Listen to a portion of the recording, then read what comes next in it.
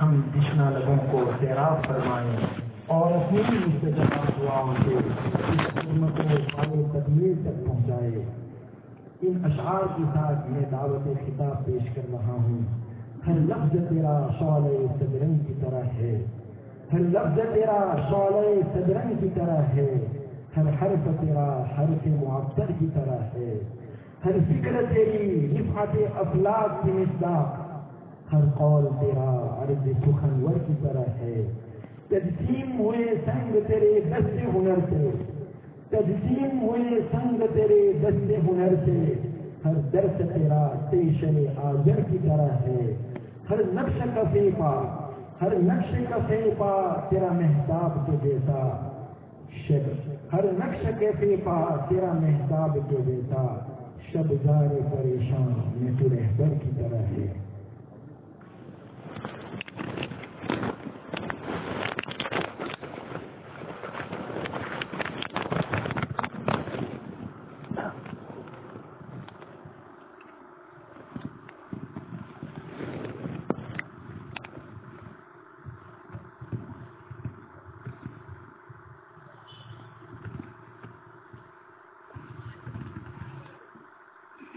الحمد لله رب العالمين والصلاة والسلام على سيد المرسلين وعلى آله وأصحابه أجمعين۔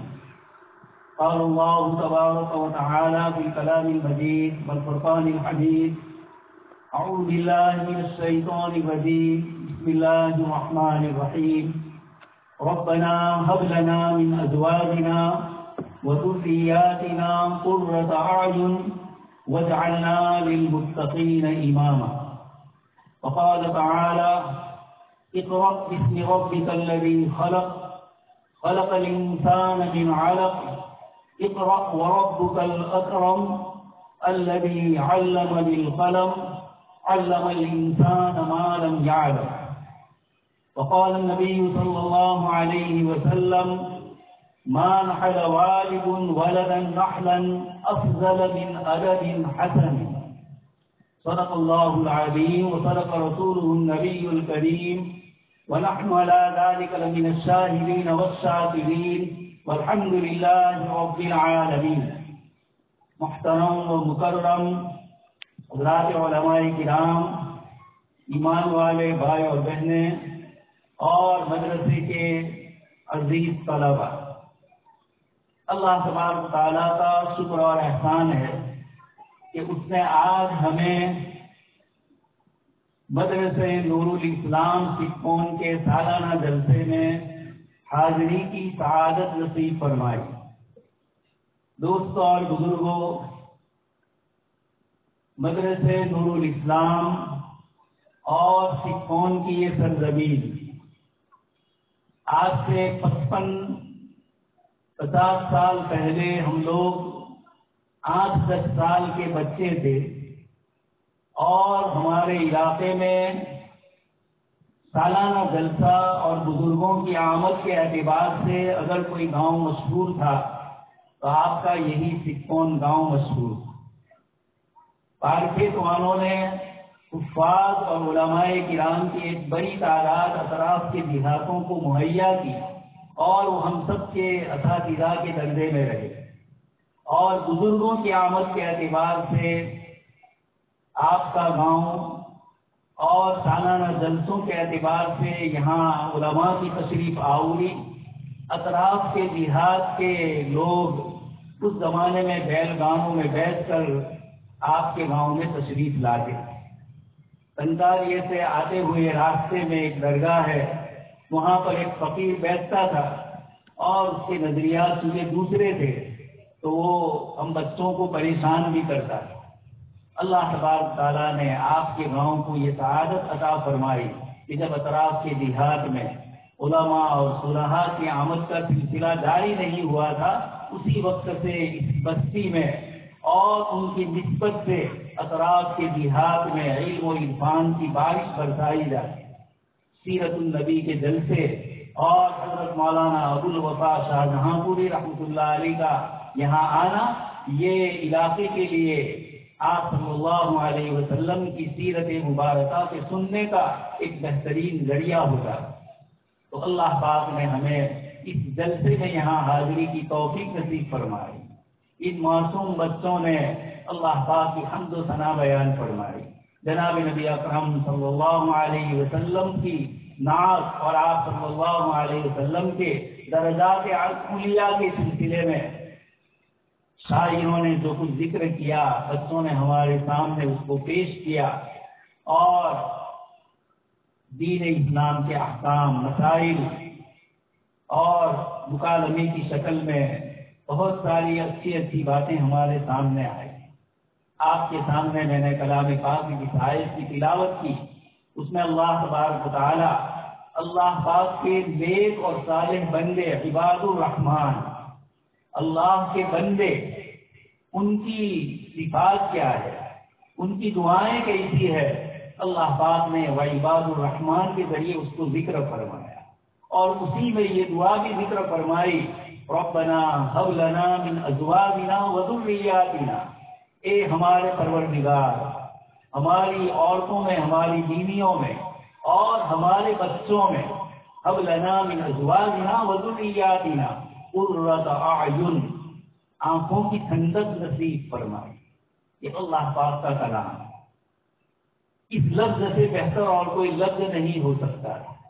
ہمارے لیے مال و دولت کا ذریعہ بن جائے، ہمارے لیے عزت کا ذریعہ بن جائے، ہمارے لیے اور دنیاوی کسی چیز کا ذریعہ بن جائے، یہ جملے ہو سکتے تھے. لیکن پروردگار عالم نے ہمیں فرمایا کہ یہ جو لفظ ہے قرۃ اعین، آنکھوں کی ٹھنڈک، عجیب جملہ فرمایا. یہ دین اور شریعت کی باتیں جن بچوں کو آپ نے سکھلائی ہوگی، اخلاق اور آداب جن کو آپ نے سکھلائے ہوں گے، یہی بچے بڑے ہونے کے بعد اپنے والدین کے لیے آنکھوں کی ٹھنڈک بنیں گے. اور آگے ارشاد فرمایا وَجَعَلْنَا لِلْمُتَّقِينَ إِمَامًا، اور آپ ہمیں پرہیزگاروں کا امام بنائے. حضرات مفسرین فرماتے ہیں کہ متقی سے مراد کی انہی اولاد کو اللہ پاک سے مراد کیا کہ یہ اولاد جیسے آنکھوں کی ٹھنڈک بنے، اسی طرح یہ دین کو پھیلانے کا ذریعہ بن جائے، متقی اور پرہیزگار بن جائے، تاکہ ہم ان کے امام اور ان کے بڑے بن جائیں. تو یہ دعائیں اللہ پاک نے ہمیں سکھلائی. یہ تو دعا مانگنا ہے، لیکن اپنی اولاد کی تعلیم و تربیت کرنا ہے، ان کو دینی صحیح تعلیم دینا ہے، تاکہ وہ اس تعلیم سے آراستہ ہو کر بہترین اخلاق کا ذریعہ بن جائے اور لوگوں کے سامنے والدین کی آنکھوں کی ٹھنڈک. اس لیے اللہ تبارک تعالیٰ نے ہمیں یہ موقع عنایت فرمایا. ان چھوٹے بچوں کو مکاتب کے اساتذہ کرام نے، مدرسے کے ذمہ داروں نے، کمیٹی کے ارکان نے اور دوسرے جن جن حضرات نے بھی ادارے کے ساتھ محبت کی، مدرسے کے ساتھ محبت کی. لمبے لمبے انعام ہمارے بھائیوں نے ہندوستان سے 7 سمندر پار بیٹھے ہوئے افریقہ میں، انگلینڈ میں، وہاں رہ کر انہوں نے ان مدارس کے لیے جو محنتیں فرمائی، یہ شاندار مسجدیں اور یہ مدارس، اللہ تبارک تعالیٰ نے ان حضرات کے دلوں میں مسجد اور مدرسے کی محبت عطا فرمائی کہ انہوں نے ہمارے لیے یہ ساری آسانیاں مہیا فرمائی. دوستوں اور بزرگوں، مدرسہ کیا ہے؟ جناب نبی اکرم صلی اللہ علیہ وسلم تشریف لائے. میں نے آپ کے سامنے آیت پڑھی اقرأ بسم ربک، پہلی وحی نازل ہو رہی ہے. حضرت عیسیٰ علیہ السلام کو آسمان پر اٹھائے جانے کو 600 سال ہو رہے ہیں، اور آپ صلی اللہ علیہ وسلم پر 610 عیسوی میں سب سے پہلی وحی نازل ہوتی ہے اقرأ بسم ربک الذی خلق.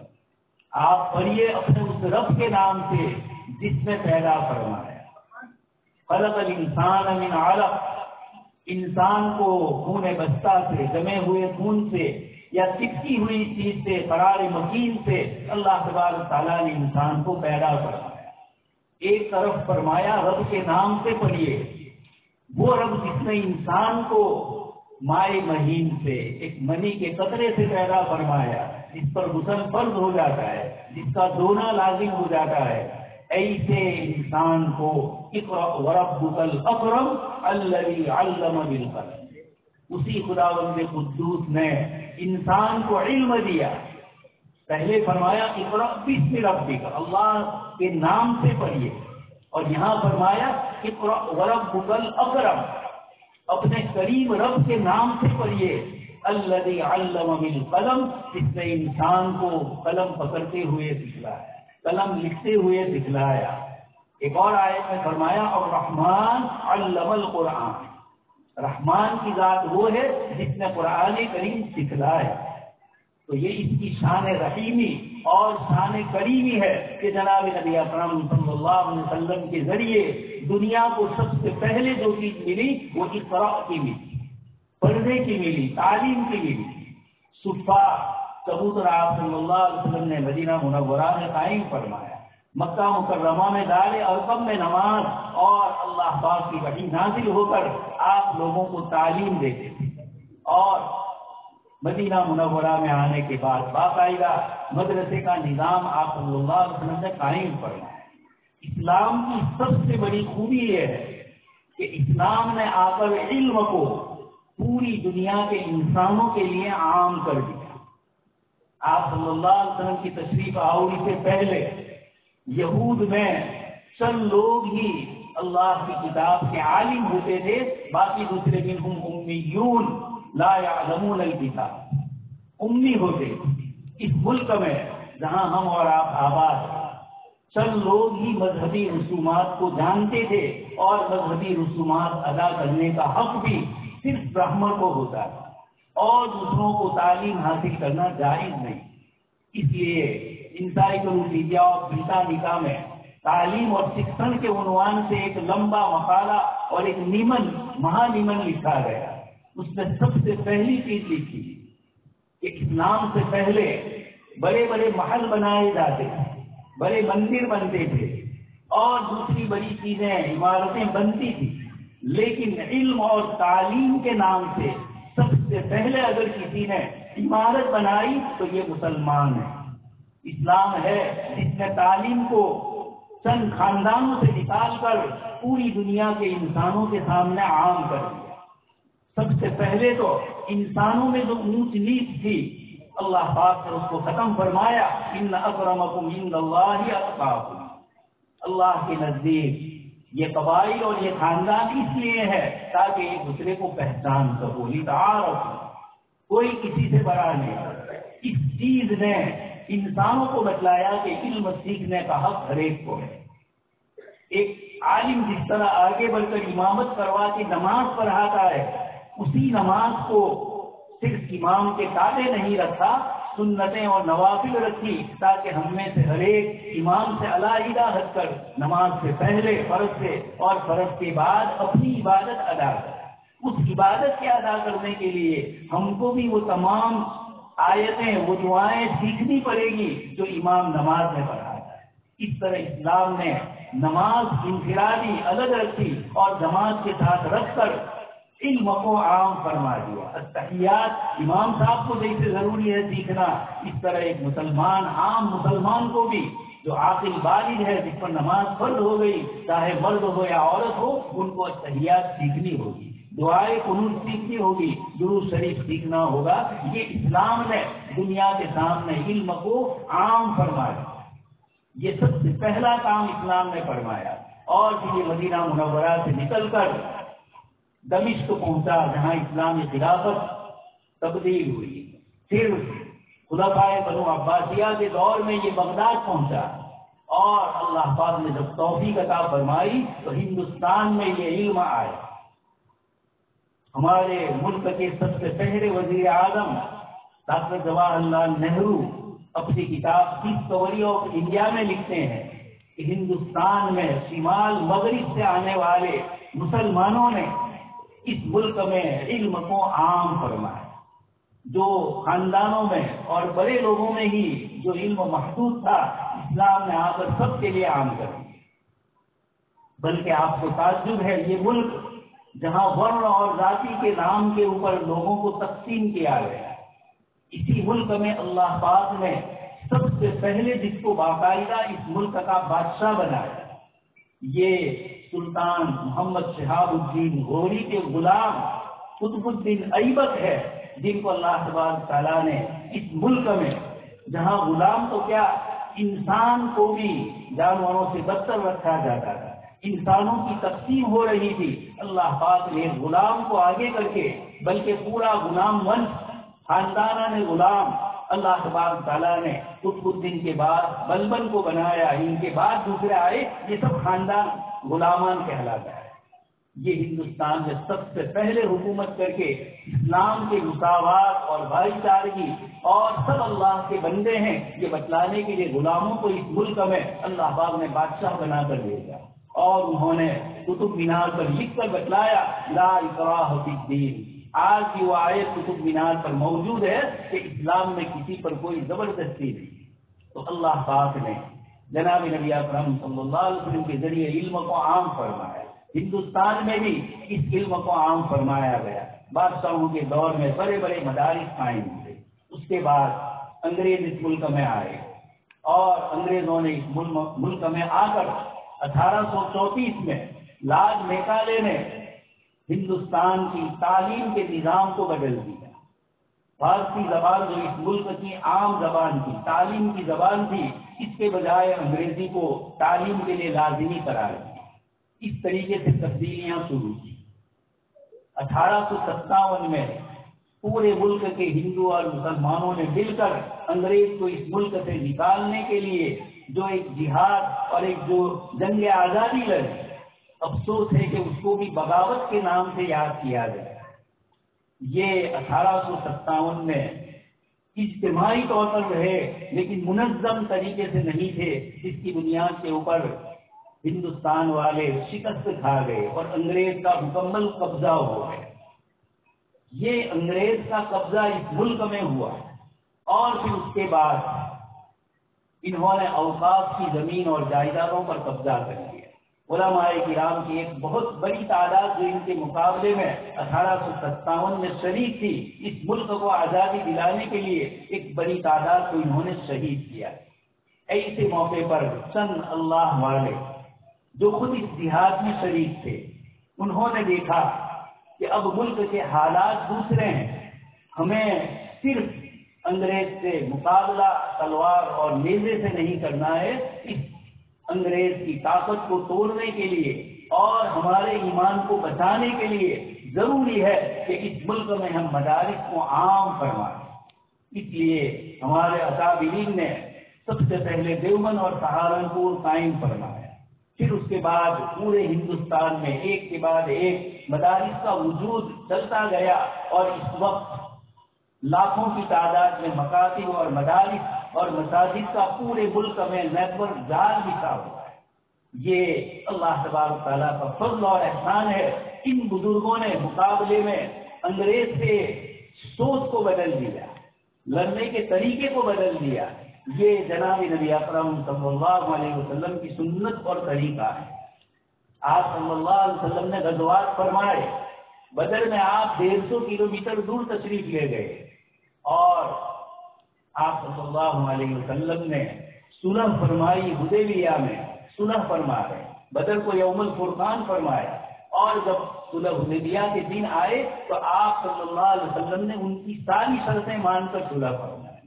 احد میں آپ صلی اللہ علیہ وسلم مدینہ سے باہر نکلے، اور خندق میں آپ صلی اللہ علیہ وسلم نے خندق کھود کر مدینے کا محاصرہ نہ ہو، اس لیے بیچ میں ایک فاصلہ کرو۔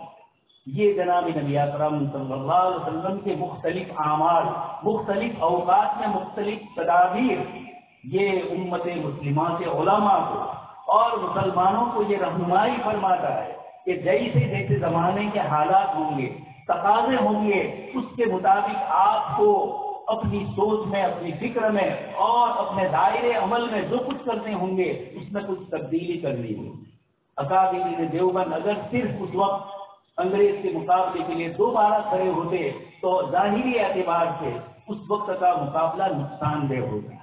ان بزرگوں نے مثبت پہلو سے دارالعلوم دیوبند کو قائم فرمایا، اور پھر اس کے بعد پورے ملک میں 150 سال تک جس وقت ہم یہاں تشریف فرمائے، یہ علماء کرام کی 150 سالہ ایک نسل کے بعد دوسری نسل کی محنت ہوئی، تسلسل کے ساتھ علماء کرام نے جگہ جگہ مکاتب اور مدارس قائم کیے اور اس کے ذریعے اس ملک کے اندر علم کو بہت ہی آسان کر دیا۔ اسی میں ایک بڑی اللہ پاک کی طرف سے ان کے دل میں یہ بات ڈالی گئی کہ اس وقت مسلمان مالی اعتبار سے کمزور ہے، جسمانی اعتبار سے کمزور ہے، ایسے موقع پر ان کے بچوں کو اگر پیسے لے کر تعلیم دی جائے گی تو شاید یہ بیچارے اس کو ادا نہ کریں۔ تو ایجوکیشن کو بالکل فری رکھا ہے، جو آج تک دارالعلوم دیوبند سے لے کر یہ 150 سال تک وہی طریقہ اپنایا گیا اور مدارس اسلامیہ کو بالکل فری ایجوکیشن دی ہے۔ یہ بولنا تو آسان ہے، لیکن اس کے لیے علماء کرام نے عوام الناس کی خدمت میں جا کر مدارس اور مساجد کے لیے لوگوں سے چندہ کیا، اور چندے میں بندہ بننا پڑتا ہے۔ آدمی تواضع اور مسکنت سے سامنے والے کے سامنے اپنے لیے نہیں اللہ کے دین کے لیے مانگتا ہے۔ یہ بڑی ذلت آمیز شکل ظاہر میں ہوتی ہے۔ علماء کرام نے اس کو برداشت کیا اور گزشتہ 150 سال میں مسلسل مدارس اسلامیہ کے لیے یہ محنتیں ہوئی، اور آج ہمارے یہ چھوٹے چھوٹے بچے جناب نبی اکرم صلی اللہ علیہ وسلم کے احادیث عربی میں، اردو میں، گجراتی میں ادا کر رہے ہیں۔ یہ کوئی آسان نہیں ہے، یہ وہ مسلسل ایک محنت چلی جس محنت نے ہمیں یہ چیز دی۔ دوستو اور بزرگوں، اس کے ساتھ مدارس اسلامیہ نے یہ جو ایک نظام بنایا، اس سے ہمارے بزرگوں نے یہ کیا کہ جیسے ہی انگریز نے اس ملک پر اپنا شکنجہ کسا اور ایسٹ انڈیا کمپنی کے پاس سے برطانوی سلطنت نے جب یہ ملک لے لیا، مسلمان علماء سمجھ گئے کہ اب یہ حکومت برطانیہ اس سے مقابلہ کرنا آسان نہیں ہے۔ ایسے موقع پر مدرسے کے ایجوکیشن کو فری کر دیا اور مثبت طریقے سے مدارس کا نظام قائم فرمایا، اور جیسے ہی انگریز نے قبضہ کیا، انہوں نے تعلیم و تعلم پڑھنے پڑھانے کا سلسلہ جاری کر کے امت مسلمہ کو اسی وقت بچا لیا۔ یہ سمجھنا ہے، اسپین میں مسلمانوں کی 600 سالہ حکومت، ہندوستان میں بھی 600 سالہ حکومت، لیکن اسپین سے جب مسلمانوں کی حکومت گئی تو فوراً اس کے ساتھ مسلمان بھی اس ملک سے نیست و نابود کر دیے، کتنوں کو شہید کیا گیا، کتنے دلا وطن ہو کر بھاگ گئے، مراکش اور موروکو کے راستے سے افریقی ممالک میں چلے آئے۔ یہ اسپین میں کیوں ہوا؟ تاریخ لکھنے والے یہ لکھتے ہیں کہ مسلمانوں کی مسجدیں اور مدرسے بادشاہوں کے نظام سے قائم ہیں، اور جیسے مسلمانوں کی بادشاہت ختم ہوئی، ایک دم سے مسلمان وہاں سے دینی چیزوں سے محروم ہو گئے۔ اس کے مقابلے میں فوراً ہمارے بزرگوں نے 10-15 سال میں حضرت نانوتوی اور حضرت گنگوہی رحمۃ اللہ علیہ اور حاجی امداد اللہ رحمۃ اللہ علیہ کی دعائیں ساتھ میں رہی، ان حضرات نے ملک میں مدارس کا جال شروع کیا، اور فوراً 10-15 سال میں ہر شہر سمت سے مدارس کا نظام شروع ہو گیا، فوراً امت کو سنبھال لیا۔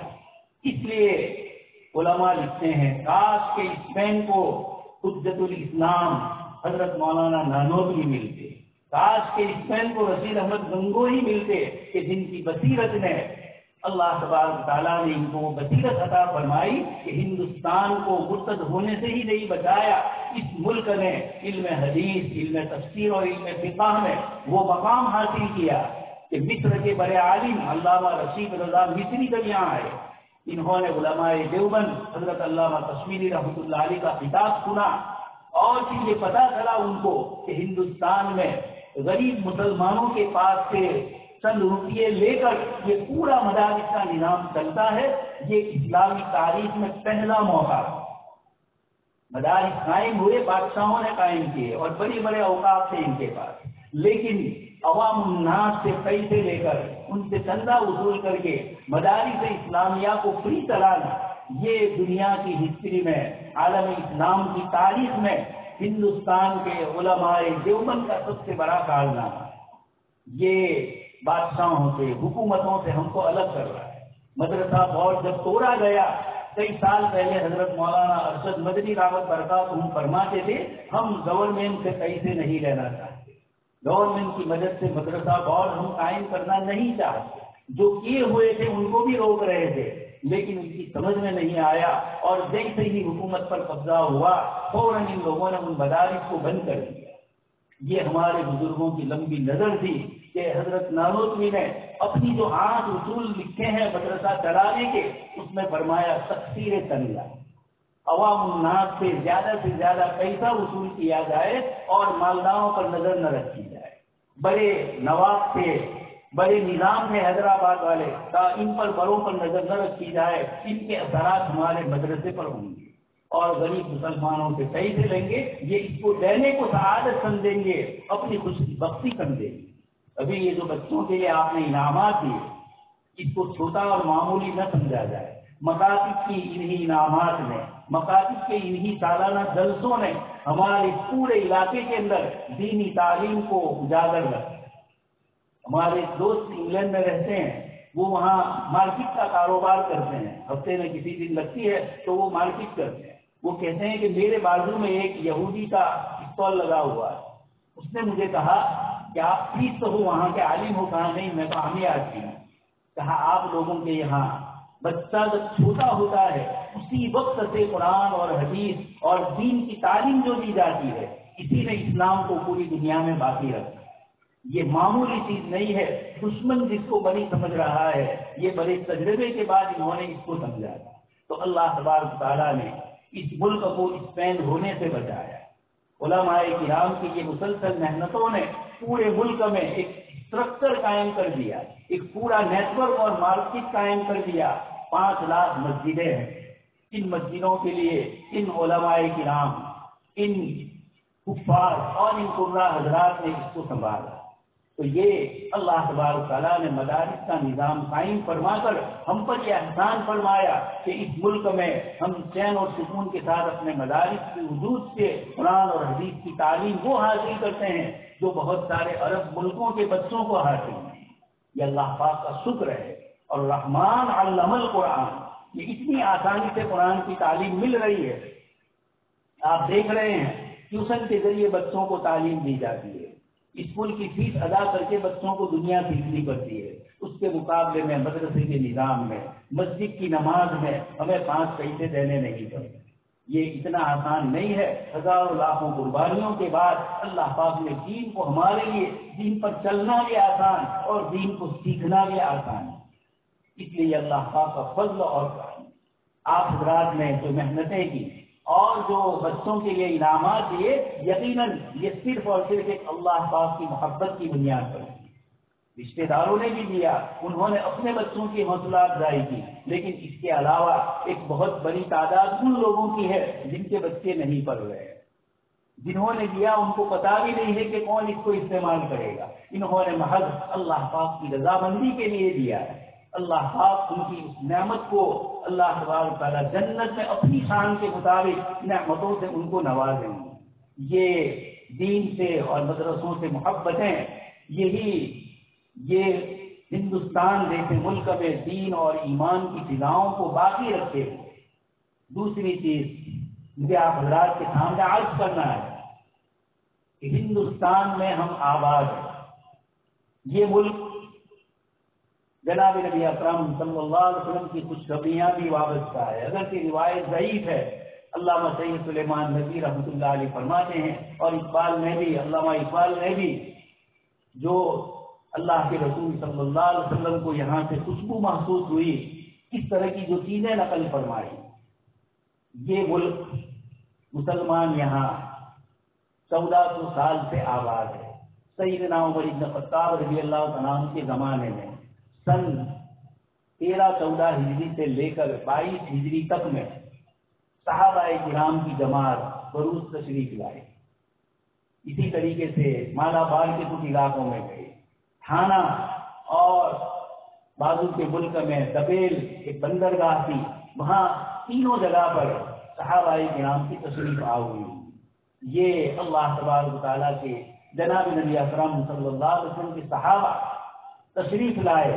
علامہ سید سلیمان ندوی رحمۃ اللہ علیہ فرماتے ہیں کہ وہ زمانہ تھا جب کہ حدثنا و اخبرنا کی یعنی حدیث شریف کی صدائیں بنی۔ اللہ تبارک تعالیٰ نے اس کے بعد حکومت عطا فرمائی اور 600 سال تک اس ملک میں مسلمان بادشاہوں نے حکومت کی، انہوں نے اس ملک کو جو ٹکڑوں میں بتا ہوا تھا، ادھر ادھر چھوٹے چھوٹے جزیرے جیسے الگ الگ علاقے تھے، اسلامی سلطنت میں علاء الدین خلجی نے سب سے پہلے ملک کے شمال کو اور جنوب کو، ملک کے نارتھ کو اور ملک کے ساؤتھ دونوں حصوں کو، اتر اور دکشن کو جمع کیا اور پورے ملک کو ایک نظام میں وابستہ کیا۔ اس کے بعد اکبر آئے، انہوں نے بھی 50 سال پورے اس ملک میں حکومت کی۔ اورنگزیب عالمگیر نے ملک کا حصہ اور بڑھایا۔ اروناچل کے ساتھ جو چائنا کا مسئلہ ہے، یہ سلطان اورنگزیب ہی کے زمانے میں ہندوستان نے اس علاقے کو فتح کیا۔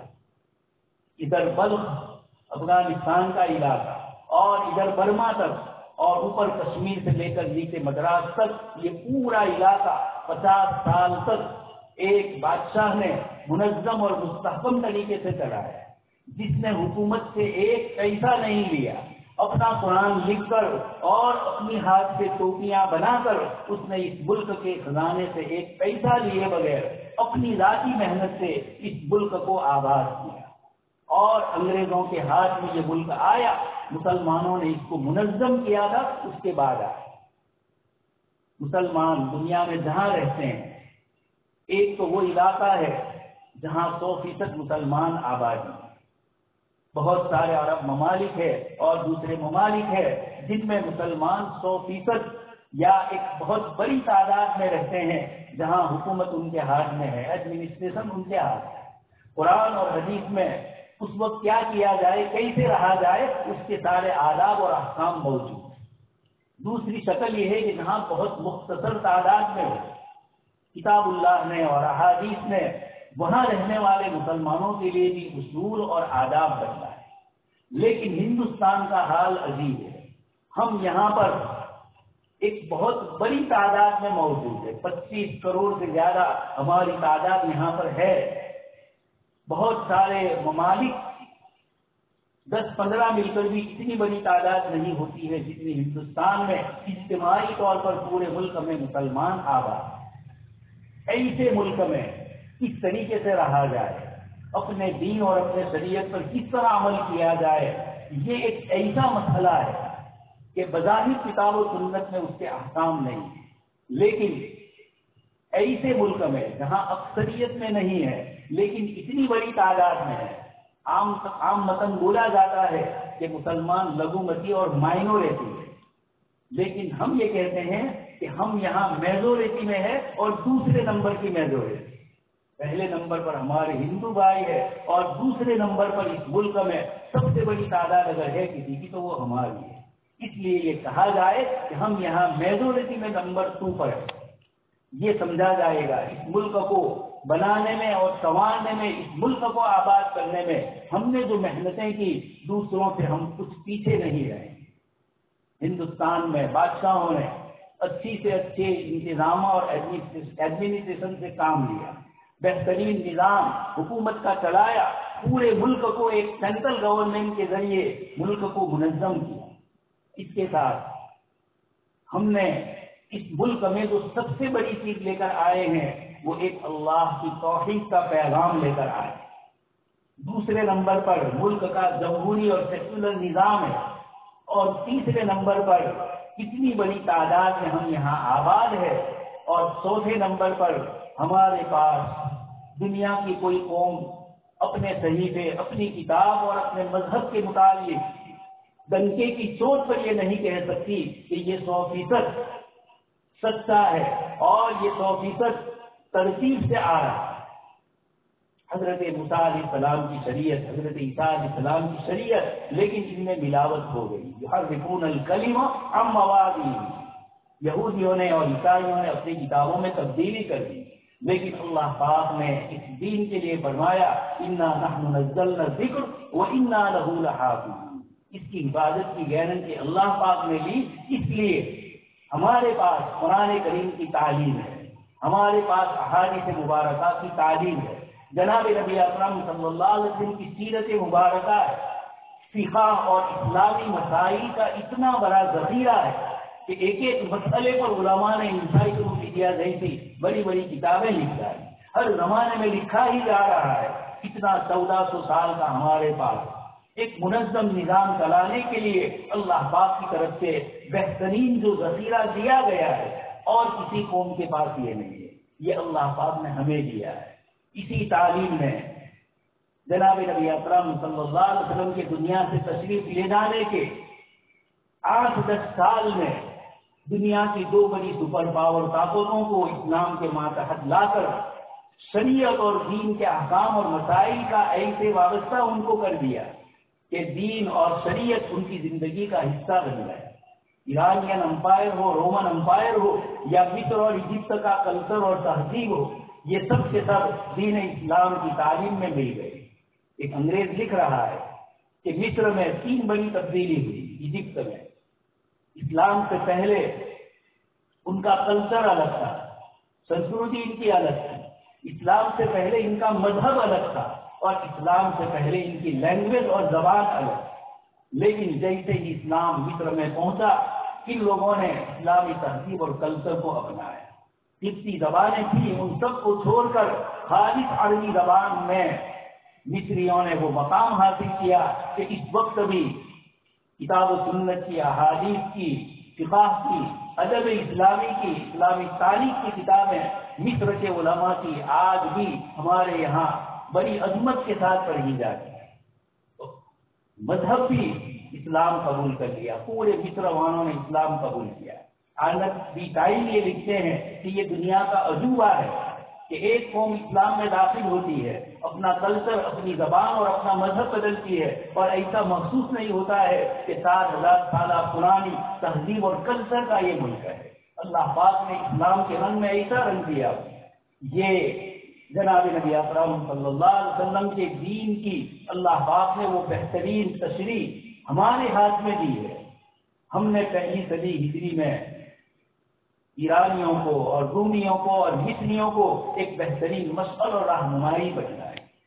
اسی طرح 36 صدی ہجری میں جب تاتاریوں نے اس ملک پر حملہ کیا، عالم اسلام پر حملہ کیا، وقت کے بڑے ظالم اور جابر لوگ، لیکن اللہ پاک نے پھر ان کو ایمان کی توفیق سے مالا مال کیا۔ حضرت مولانا علی میاں ندوی رحمۃ اللہ علیہ فرماتے ہیں 3 قومیں ایسی ہے جن کو اللہ پاک نے مجموعی طور پر پوری قوم کو اسلام میں داخل کیا۔ سب سے پہلے عرب ہے، جتنے عرب ممالک اس وقت تھے ان سب کو، چاہے وہ شام ہو، چاہے جارڈن ہو، سعودی عربیہ ہو، ایران اور عراق کا کچھ حصہ ہو، یہ سارے عربی زبان والے تھے۔ اللہ تبارک تعالیٰ نے ان سب کو ایمان کی توفیق سے مالا مال کیا۔ دوسری قوم افغان ہے، جن کو اللہ پاک نے افغانیوں کو پورا کا پورا اسلام میں داخل کیا۔ اور تیسری قوم یہ تاتاری منگول قومیں تھی، اللہ پاک نے جن کو پوری کی پوری قوم کو اسلام میں داخل کر دیا۔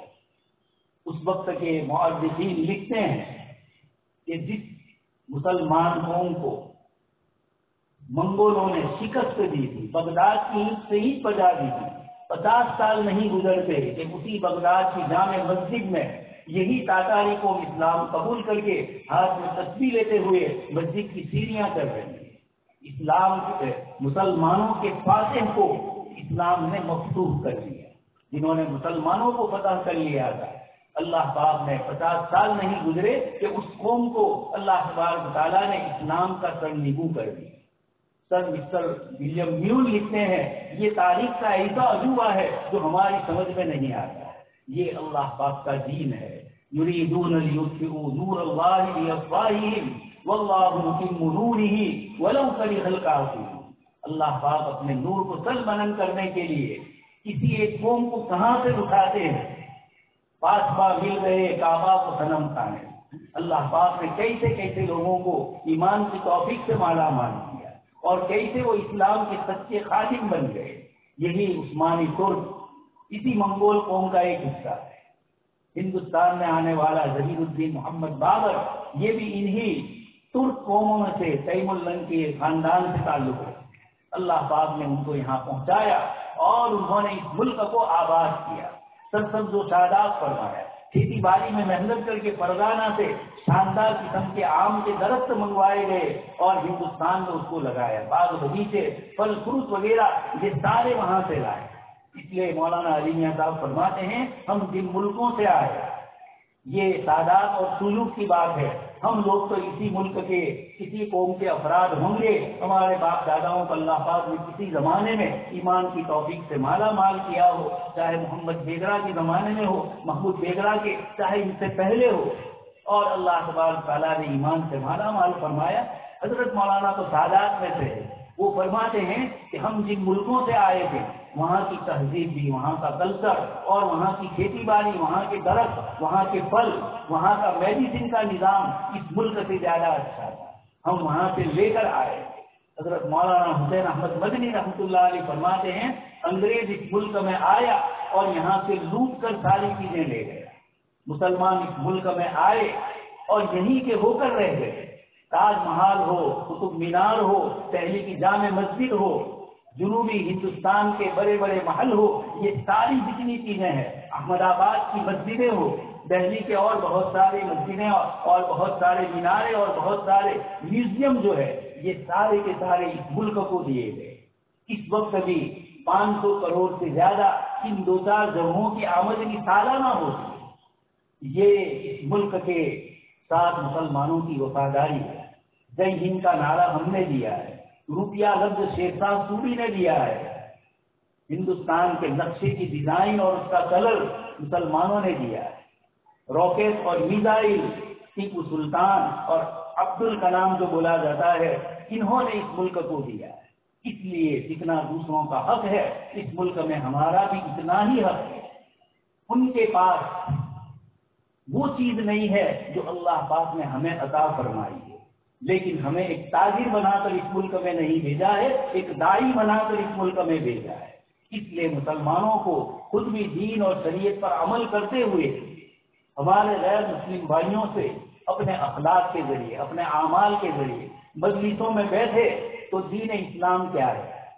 اللہ پاک نے وعدہ فرمایا وعد اللہ الذین آمنوا وعملوا الصالحات، جو لوگ ایمان اور اعمال صالحہ والے منکم تم میں سے ہوں گے، اللہ پاک نے وعدہ فرمایا، 3 وعدے اللہ پاک نے فرمائے ہیں۔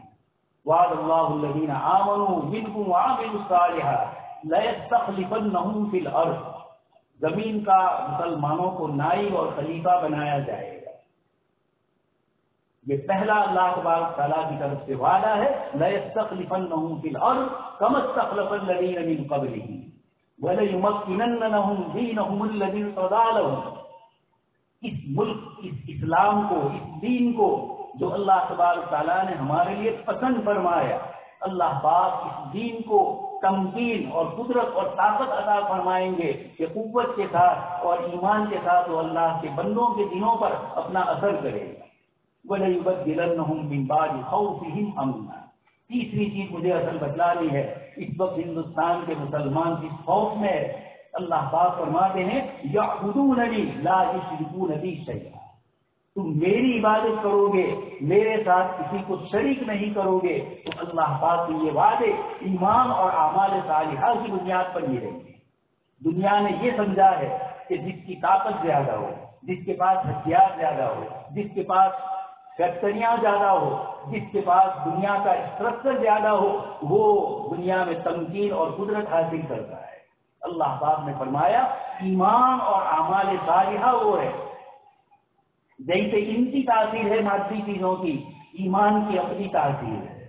بتلا دیا اللہ تبارک تعالیٰ نے ہماری آنکھوں کے سامنے، ماضی قریب میں 2 واقعات ایسے پیش آئے جنہوں نے بتلا دیا کہ ایمان اور اعمال صالحہ سپر پاور طاقت کے مقابلے میں اتنا بڑا ہے کہ رات کے اندھیرے میں افغانستان چھوڑ کر جانا ہوگا۔ یہ کیا ہے؟ اللہ پاک نے بتلایا ایمان اور اعمال صالحہ کیا ہوتے ہیں، دب کر آ کر یہاں بات چیت کرنے کے لیے آنا پڑتا ہے۔ یہی حال بہت سے مسلمانوں نے فلسطین میں بھی بتلایا۔ یہ اللہ پاک فرماتے ہیں وَلَيُبَدِّلَنَّهُم مِّن بَعْدِ خَوْفِهِمْ أَمْنًا، ہم تمہارے خوف کو امن سے بدلیں گے ایمان اور اعمال صالحہ کی بنیاد پر، اور جس دین کو اللہ نے پسند فرمایا اللہ پاک اس کو تمکین عطا فرمائیں گے، قدرت اور طاقت عطا فرمائیں گے۔ اللہ تبارک تعالیٰ اس دین کو لوگوں کے دلوں میں ایسا بسائے گا، ایسا رسائے گا کہ کہ وہ شخص جو کل تک اسلام اور دین کے خلاف بولتا تھا، اللہ پاک ان کو ایمان کی توفیق سے نوازیں گے۔ یہ اللہ پاک نے ہر زمانے میں اس طریقے کے واقعات ہمارے سامنے رکھے ہیں۔ حضرت شاہ ولی اللہ رحمۃ اللہ علیہ اپنے مکاشفات میں فرماتے ہیں کہ جب ہندوستان کے مسلمانوں پر ناخوشگوار حالات بہت زیادہ آ جائیں گے، اس موقع پر اللہ پاک یہاں کے سربراہ یہاں کے جو بڑے لوگ ہیں، اللہ پاک ان کو ایمان کی توفیق سے مالا مال فرمائے۔ یہ اللہ پاک کے وعدے ہیں۔ اللہ تبارک تعالیٰ فرماتے ہیں تمہارے خوف کو امن سے بدل دوں گا، تمہاری پریشانیوں کو سکون سے بدل دوں گا۔ اطعمہم من جوع وآمنہم من خوف۔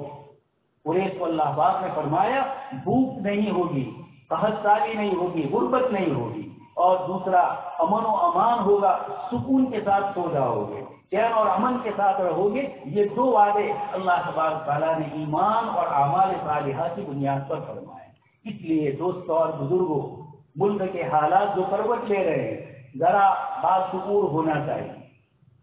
کہاں جا رہے ہیں، کیا ہو رہا ہے؟ کھا پی کے مست جیسے رات دن گزر جاتی ہے، اس طرح نہیں ہے، حالات پر نظر رکھنی ہے۔ اللہ کے نبی صلی اللہ علیہ وسلم باوجود اس کے کہ اللہ پاک نے آپ کو سارے وعدے فرما دیے تھے، لیکن بدل میں گر گرا کر دعائیں مانگ رہے ہیں۔ آپ صلی اللہ علیہ وسلم اللہ پاک کی بارگاہ میں فرماتے ہیں کہ اگر آپ چاہے لن تقبل بعد، یہ 313 کی جماعت انصرو کا، میں آپ کے وعدے کی آپ سے درخواست کرتا ہوں۔ اللہ کے رسول صلی اللہ علیہ وسلم نے یہ دعائیں فرما کر بتلایا، اور اس کے باوجود آپ کا پورا نظام ایسا منظم چلتا تھا کہ ذرہ برابر آپ صلی اللہ علیہ وسلم کو ہر چیز کی اطلاع ہوتی۔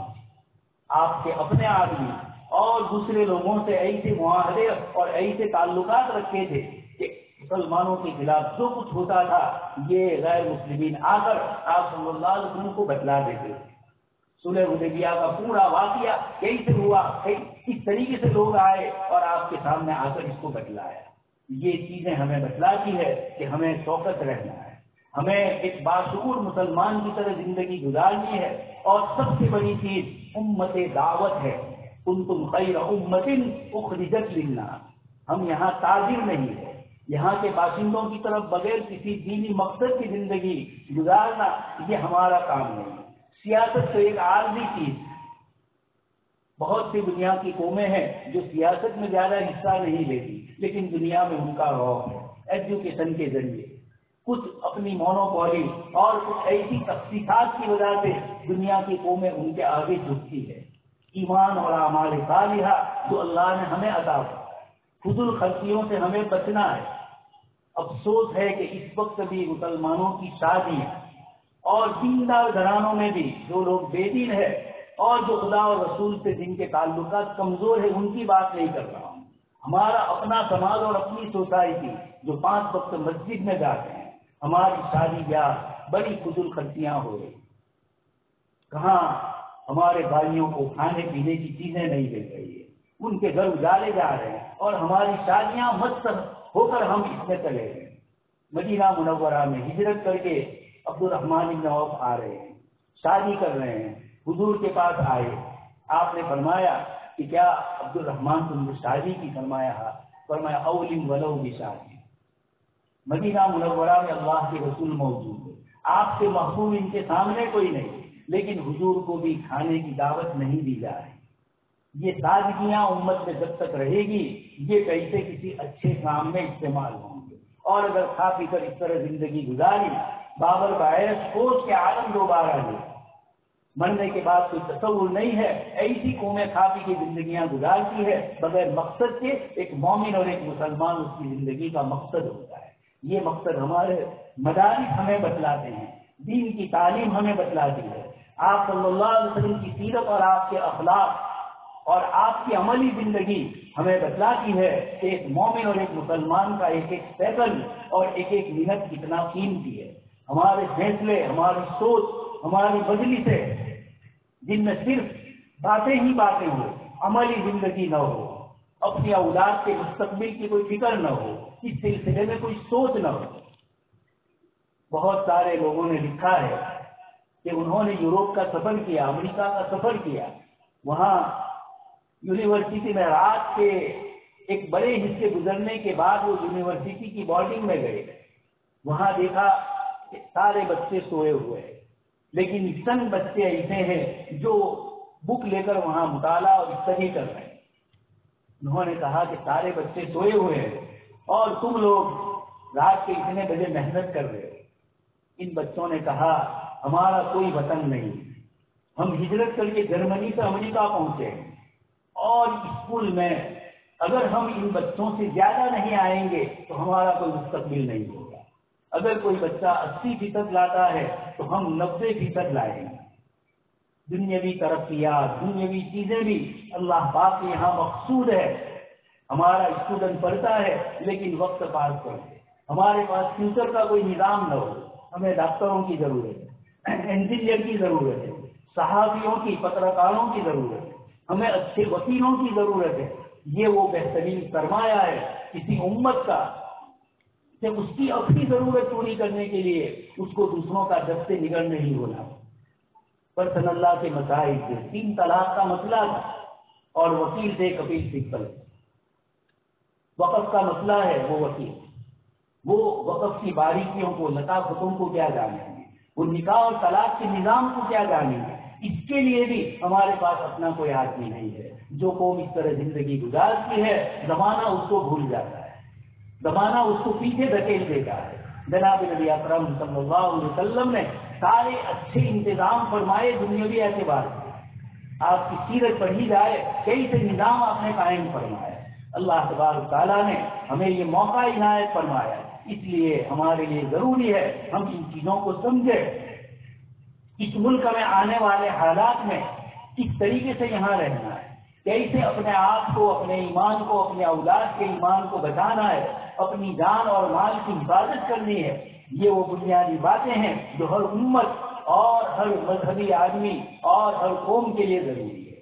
اللہ پاک سے دعا ہے کہ اللہ تبارک تعالیٰ ہمیں ان سب چیزوں کو سمجھنے کی توفیق نصیب فرمائے اور اللہ تبارک تعالیٰ اس ہونے والے جلسے کو قبول فرمائے.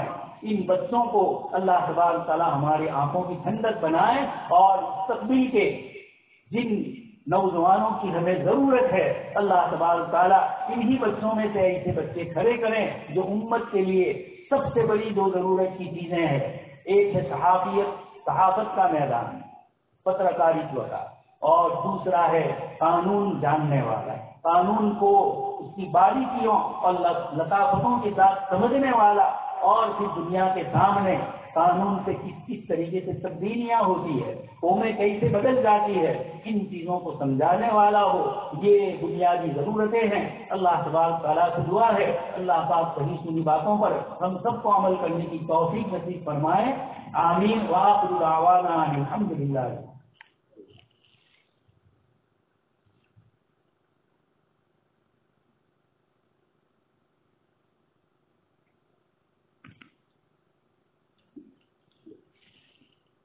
شریف اللهم صل على سيدنا نبينا وشفيعنا ومولانا محمد كلما ذكره الذاكرون وكلما غفل عن ذكره الغافلون.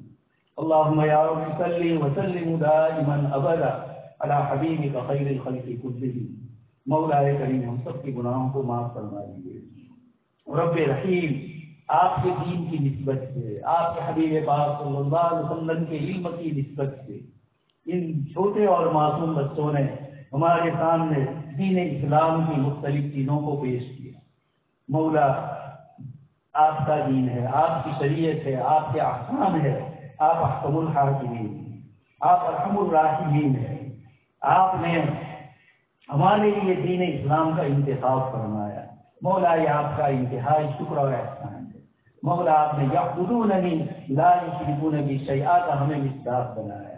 آپ نے ہمارے سر کو، اس جبین نیاز کو آپ نے اپنے ہی سامنے جھکایا. مخلوق کے سامنے در بدر پھرنے سے، اپنے سر کو جھکانے سے آپ نے ہماری حفاظت فرمائی.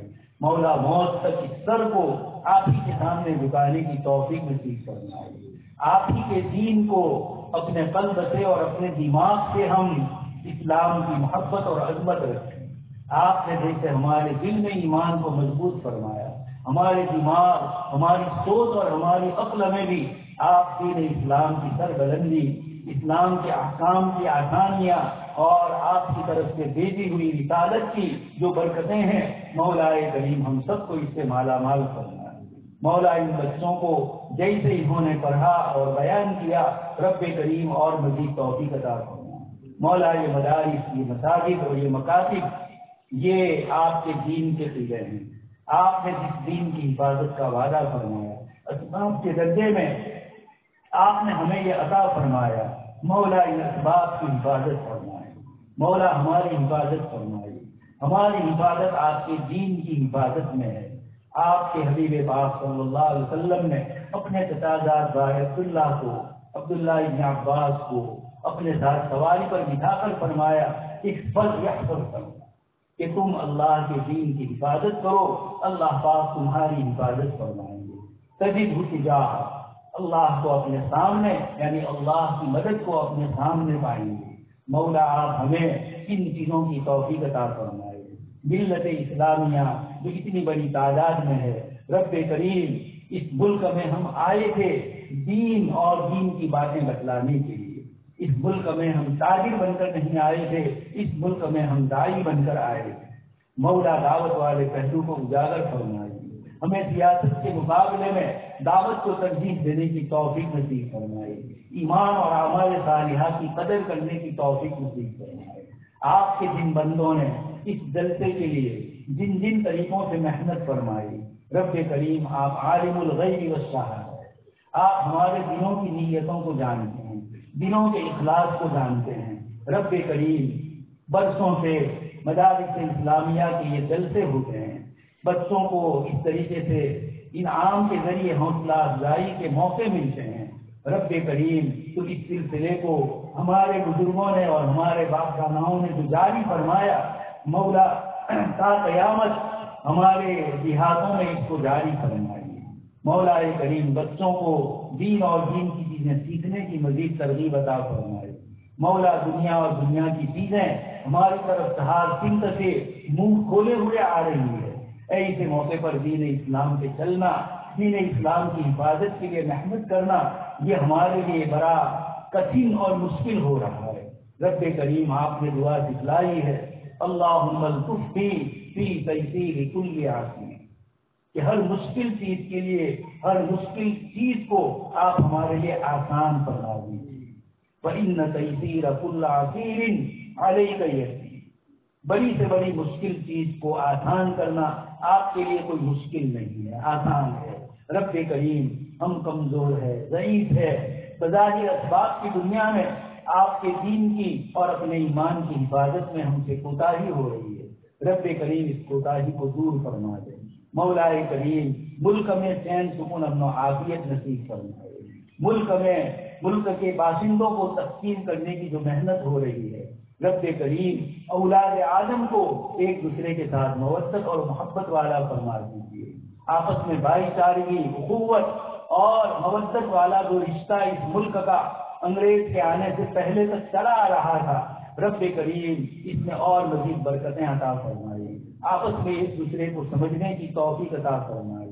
اسلام کے خلاف ادھر ادھر کی باتیں جو ہو رہی ہے، رب کریم ہمارے ان بھائیوں کو ہم سے صحیح سمجھ ہو جائے اور ہماری طرف سے ان کو صحیح دعوت مل جائے۔ مولا کریم اس کی توفیق عطا فرمائے۔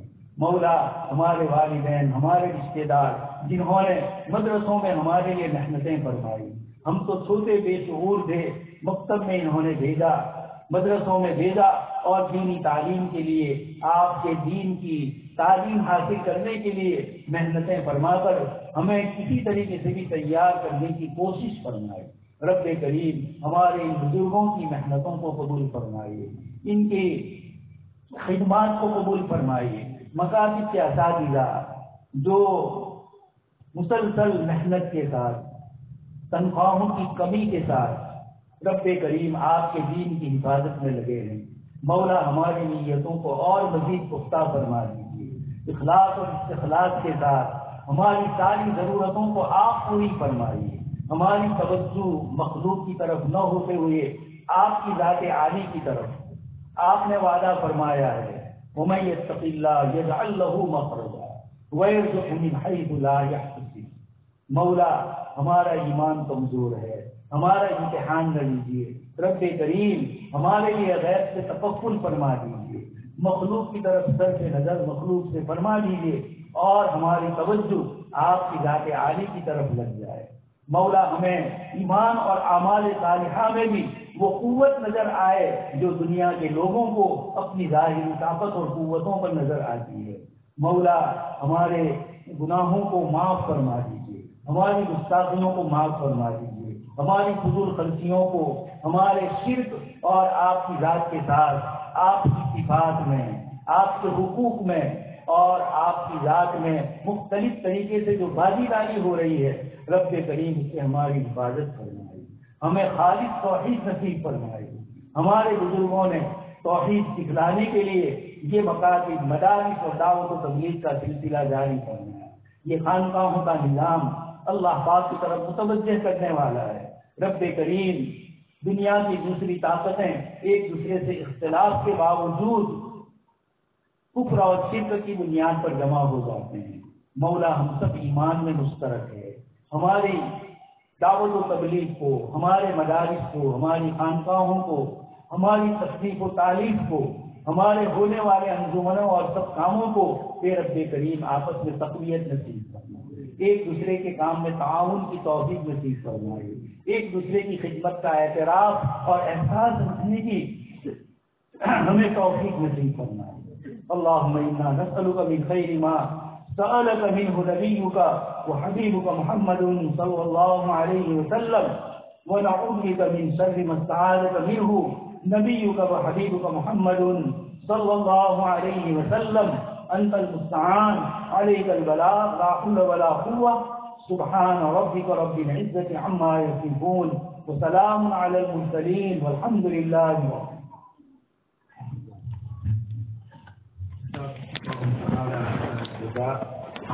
ان کی قدر عطائق اور ہدایت پر ہدایات پر حضرت والا کے تحریر سے اللہ پاک کے ساتھ برکت نصیب فرمائے، اور کی سایہ عاطفت کو ہمارے سروں پر اور پوری امت کے سروں پر قائم و دائم فرمائے۔ اسی کے ساتھ ہم آج کے اجلاس کا اعلان کرتے ہیں، اور انشاءاللہ تعالی زندگی رہی تو پھر ملاقات ہوگی۔ کل عام وانتم بخیر، السلام علیکم ورحمۃ اللہ وبرکاتہ۔